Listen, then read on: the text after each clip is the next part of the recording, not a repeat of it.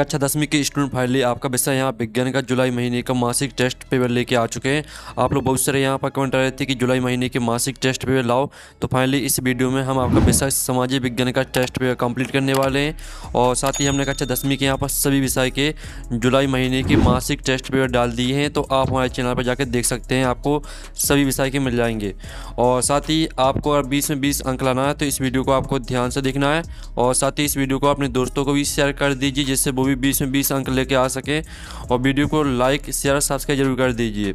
साथ ही आप यहाँ पर देख लीजिए मासिक प्रश्न पत्र कक्षा 10 विषय सामाजिक विज्ञान माह जुलाई 2026। समय आपका 1 घंटा रहेगा और जो पूर्णांक है वो 20 अंक का रहने वाला है।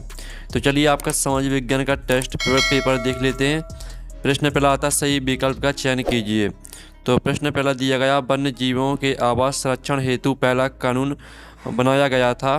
तो इसका आपका आ ऑप्शन आता प्रोजेक्ट टाइगर 1973, और बा आता वन्य जीव संरक्षण अधिनियम 1972, और सा ऑप्शन आता संयुक्त वन प्रबंधन अधिनियम 1988, और द ऑप्शन आपका दिया गया वन्य जीव अधिनियम 1986। तो जो आपका प्रश्न है यहाँ पहला दिया गया, वन्य जीवों के आवास संरक्षण हेतु पहला कानून बनाया गया था। तो इसका राइट आंसर आपका रहेगा, आपका इसका राइट आंसर बा हो जाएगा, वन्य जीव संरक्षण अधिनियम 1972। फिर आपका यहाँ पर देख लेते हैं दूसरा सही विकल्प। दूसरा सही विकल्प आपका यहाँ पर दिया गया, समवर्ती सूची में कानून बनाने का अधिकार किसके पास होता है। तो इसका आपका आ ऑप्शन आता है यहाँ पर केवल केंद्रीय सरकार, और बा आता केवल राज्य सरकार, और सा आता केवल पंचायतों के पास, और द आता केंद्र और राज्य सरकार दोनों। तो जो प्रश्न आपका यहाँ पर दूसरा दिया गया, समवर्ती सूची में कानून बनाने का अधिकार किसके पास होता है, तो इसका राइट आंसर आपका यहाँ पर द हो जाएगा, केंद्र और राज्य सरकार दोनों। तो इस तरह से आपके जो यहाँ पर 2 नंबर के सही विकल्प है वो कंप्लीट हो जाते हैं। आपने अच्छे से याद कर लिए होंगे। अब चलिए आपका यहाँ पर प्रश्न दूसरा देख लेते हैं, जिसमें आपका यहाँ पर दिया गया, एक वाक्य में उत्तर लिखिए, जो कि 3 नंबर के आपके रहेंगे। तो पहला आपका आता, शिक्षा विषय को संविधान की किस सूची के अंतर्गत रखा गया है। तो जो आपके यहाँ पर दिया गया, शिक्षा विषय को संविधान की किस सूची के अंतर्गत रखा गया है, तो इसका आंसर है आपका समवर्ती सूची। पहले का आंसर आपका यहाँ पर समवर्ती सूची हो जाएगा। तो आपको यहाँ पर अच्छे से याद कर लेना, समवर्ती सूची, ये आपका पहले का आंसर रहेगा।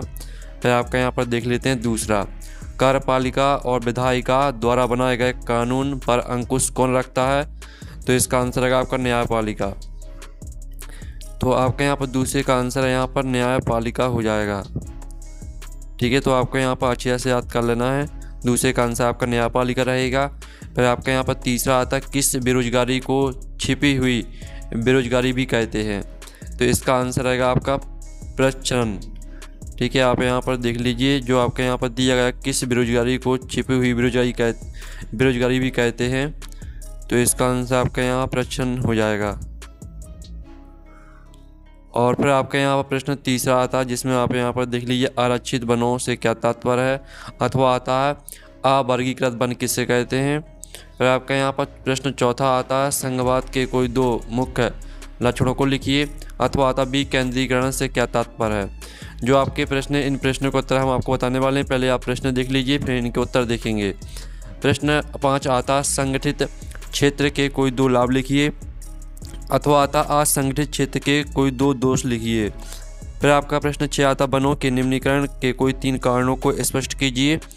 अथवा आता, जैव विविधता को प्रभावित करने वाले कोई 3 कारक लिखिए। प्रश्न आपका 7 आता, पंचायती राज व्यवस्था को संघवाद की दिशा में एक कदम क्यों माना जाता है, स्पष्ट कीजिए। अथवा आता, भारतीय संविधान में वर्णित संघ सूची, राज्य सूची और समवर्ती सूची को स्पष्ट कीजिए। फिर आपका प्रश्न 8 आता, सार्वजनिक क्षेत्र तथा निजी क्षेत्र में कोई 3 अंतर लिखिए। अथवा आता, सकल घरेलू उत्पाद GDP किसे कहते हैं। भारत में इसके मापन का कार्य किस संगठन द्वारा किया जाता है। तो चलिए आपके यहाँ प्रश्न 3 से लेकर आपके प्रश्न 8 तक के जो उत्तर हैं अथवा सहित, वो हम यहाँ पर देख लेते हैं। तो स्टूडेंट, जो आपका यहाँ प्रश्न दिया गया था, आरक्षित वनों से क्या तात्पर्य है, तो इसका उत्तर है, उस देश के आधे से अधिक वन क्षेत्र को आरक्षित वन घोषित किया गया है। ये वन वन्य जीवों और वन संसाधनों के संरक्षण की दृष्टि से सबसे अधिक मूल्यवान माने जाते हैं। ठीक है, आपका यहाँ पूर्ण प्रतिबंध होता है, यहाँ तक याद करना है। फिर आप इसका अथवा वाला देख लीजिए, अवर्गीकृत वन किसे कहते हैं। तो इसका उत्तर रहेगा अन्य सभी प्रकार के वन और बंजर भूमि जो सरकार, व्यक्तियों और समुदायों के स्वामित्व में होते हैं अवर्गीकृत वन कहलाते हैं। फिर आपका जो प्रश्न यहाँ पर चौथा दिया गया है, संघवाद के कोई दो मुख्य लक्षण लिखिए। तो आपका पहला रहेगा, यहाँ दो या दो से अधिक स्तरों वाली सरकार होती है, जैसे केंद्र सरकार और राज्य सरकार। और दूसरा पॉइंट रहेगा, अलग अलग स्तर की सरकारें एक ही नागरिक समूह पर शासन करती हैं, लेकिन कानून बनाने, कर वसूलने और प्रशासन का उनका अपना अधिकार क्षेत्र होता है।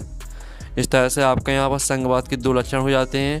और जो आपका अथवा दिया गया, विकेंद्रीकरण से क्या तात्पर्य है, तो इसका उत्तर रहेगा, जब केंद्र और राज्य सरकारों से शक्तियाँ लेकर स्थानीय सरकारों जैसे पंचायत और नगर पालिका को दी जाती है तो इसे सत्ता का विकेंद्रीकरण कहते हैं। अब चलिए आपका प्रश्न यहाँ पर देख लेते हैं 5। प्रश्न 5 आता है, संगठित क्षेत्र के कोई दो लाभ लिखिए। तो इसका रहेगा, इसमें रोजगार की सुरक्षा होती है तथा काम करने के घंटे निश्चित होते हैं। और दूसरा रहेगा, कर्मचारियों को नियमित वेतन, सवेतन छुट्टी, भविष्य निधि और चिकित्सा सुविधाएं प्राप्त होती हैं।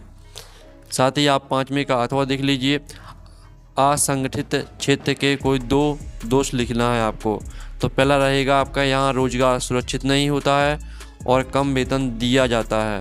दूसरा रहेगा, इसमें सवेतन छुट्टी, बीमारी की छुट्टी या कोई अन्य सामाजिक सुरक्षा लाभ नहीं मिलता है। फिर आपका यहाँ पर 6वें प्रश्न का आंसर देख लीजिए, इसमें आपको वनों के निम्नीकरण के कोई 3 कारणों को स्पष्ट करना है। तो पहला रहेगा कृषि का विस्तार, इसको पूरा आपको याद कर लेना। दूसरा रहेगा बड़ी विकास परियोजनाएं, इसको याद करना है पूरा। और तीसरी हेडिंग आपकी दी गई है, अत्यधिक पशुचारण और ईंधन की लकड़ी, इस हेडिंग को भी पूरा याद करना है। अब चलिए आपके यहाँ पर देख लेते हैं 6वें का अथवा। जो आपका 6वें का अथवा दिया गया, जैव विविधता को प्रभावित करने वाले कोई 3 कारक लिखिए। तो पहला कारक रहेगा आपका आवासों का विनाश, इस हेडिंग को पूरा याद करना है। दूसरा रहेगा पर्यावरणीय प्रदूषण, इस हेडिंग को भी आपको पूरा याद करना है। फिर जो तीसरा आपका यहाँ पर हेडिंग दी गई है, अवैध शिकार, तो इसको भी आपको पूरा याद करना है। तो इसका आप स्क्रीनशॉट ले सकते हैं। अब चलिए आपका 7वां प्रश्न हम यहाँ पर देख लेते हैं। तो 7वां प्रश्न आपका यहाँ पर दिया गया, पंचायती राज व्यवस्था को संघवाद की दिशा में एक कदम क्यों माना जाता है, स्पष्ट कीजिए। तो आपका यहाँ पर दिया गया, पंचायती राज व्यवस्था को संघवाद की दिशा में एक महत्वपूर्ण कदम इसलिए माना जाता है क्योंकि पहला पॉइंट, दूसरा, तीसरा, तीनों पॉइंटों को याद करना है। अब चलिए आपका 7वें का अथवा देख लेते हैं। आपका 7वें का अथवा दिया गया है, जिसमें भारतीय संविधान में वर्णित संघ सूची, राज्य सूची और समवर्ती सूची को स्पष्ट करना था।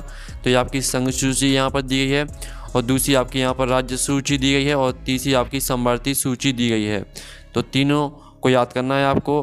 अब चलिए आपका 8वें प्रश्न का उत्तर देख लेते हैं। 8वें प्रश्न में आपको यहाँ पर सार्वजनिक क्षेत्र तथा निजी क्षेत्र में 3 अंतर लिखना है। तो आप यहाँ पर देख लीजिए, ये आपका यहाँ पर सार्वजनिक क्षेत्र और निजी क्षेत्र में 3 अंतर दिया गया है। स्वामित्व, मुख्य उद्देश्य, उदाहरण, ठीक है। तीनों पॉइंटों को आपको याद करना है। फिर आप यहाँ पर अथवा देख लीजिए, सकल घरेलू उत्पाद जीडीपी किसे कहते हैं। भारत में इसके मापन का कार्य किस संगठन द्वारा किया जाता है। तो आप यहाँ पर देख लीजिए, सकल घरेलू उत्पाद जीडीपी, मापन संगठन, ठीक है। दोनों आपको हेडिंग को पूरा अच्छी तरह से याद कर लेना है। इस तरह से जो आपका सामाजिक विज्ञान का टेस्ट पेपर है वो आपका कंप्लीट हो जाता है। अगर आप यहाँ पर इसको पूरा याद कर लेते हैं तो आप 20 में 20 नंबर लाएंगे। साथ ही इस वीडियो को अपने दोस्तों को शेयर कर दीजिए। और आपको यहाँ पर कक्षा 10वीं के जुलाई महीने के सभी विषय के मासिक टेस्ट पेपर मिल जाएंगे। हमारे चैनल पर हमने सभी विषय के डाल दिए हैं, तो आप जाके देख सकते हैं। हम नेक्स्ट वीडियो में मिलते हैं। Thanks for watching.